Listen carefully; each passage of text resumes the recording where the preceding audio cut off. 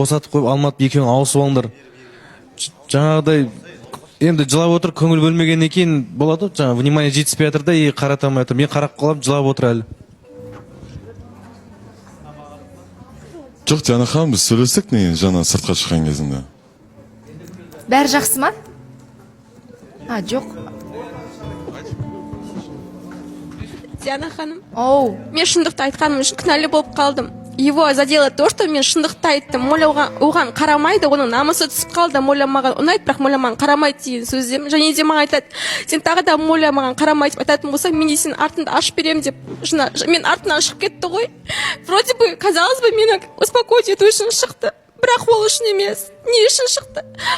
Моля тағы тақырып көтерілетін болса, мен намысын түсіретін болсаң, сенің бұрында болған затыңды айтып беремін дегенде қылып маған шантаж істеп тұрды. Қайда болған затыңды?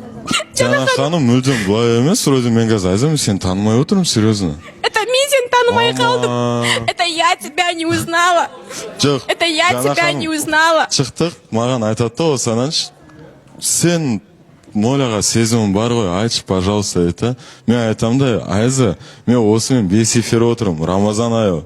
До того осылай айтуға болды, мен оразам, Айза, мен сен өтірік айтмесем, жоқ нәрсең қалай бар деп айтам, Жана ханым. Мен просто тупо оған өтіп баратыр, амандасқаным, қарағаным, мен білмеймін, сен қызғанышыңды оятатын болса, Айза ондай болдым. Мен, Жана ханым.